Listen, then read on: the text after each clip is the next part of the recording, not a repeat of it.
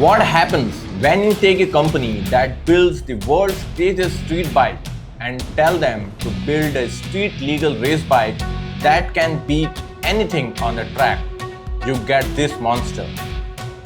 KTM is at the verge of production ready supersports in years.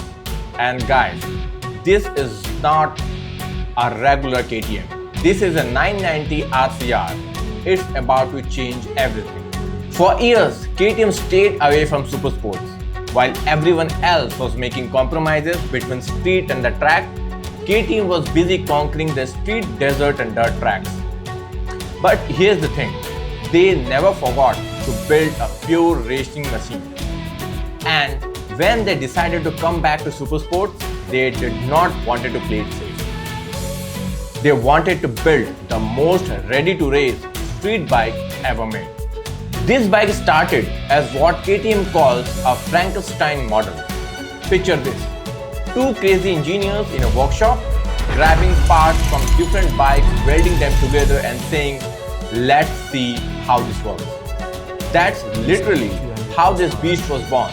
No fancy boardroom meetings, no market research, just pure engineering madness. And when the bosses saw it running, they knew they had something special. Now let's talk numbers.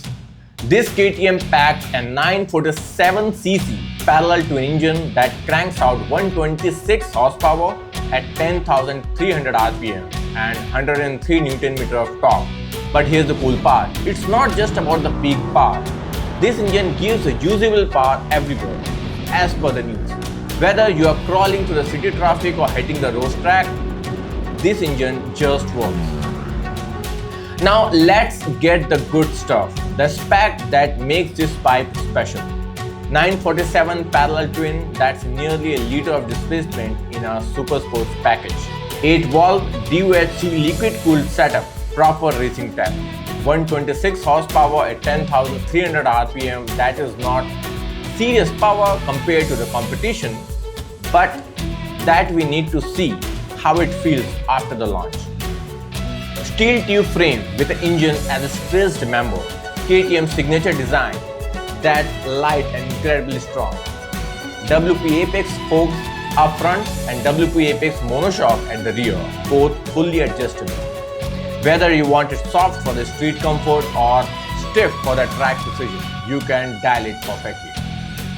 Now, here's where KTM got really smart with the technical stuff. Most supersports make you choose either you get a bike that's comfortable on the street but slow on the track, but you get a track weapon that destroys back on your roads. KTM engineered something entirely new. This is all with respect to ergonomics. The seat height is 835 mm, perfect for most riders. Handlebar position is 15 degrees less aggressive than a typical supersports. Foot pack placement allows for proper cornering while keeping street comfort. And there is a fuel tank innovation. They completely redesigned the fuel tank with 6 contact points. Each of the contact points is precisely angled for different lean angles. The tank shape creates better weight distribution and rider support. It's not just comfort, it's physics working for you during aggressive cornering. Look, I have been following motorsports for years and I can tell you, this is not just another launch. This is KTM saying we are back and we are not playing around. Production starts in the late 2025, built right in Austria, most likely considering the takeover by Bajaj. There might be some change of plan. Bajaj takeover is a big move, and knowing KTM, this is just the beginning. They are already working for the next generation. So here's my question for you. Are you a team street version or a team track only beast? Let me know in the comments. And don't forget to subscribe because we are going to be covering every detail on this bike when it hits the road. Trust me, you don't want to miss this comeback story.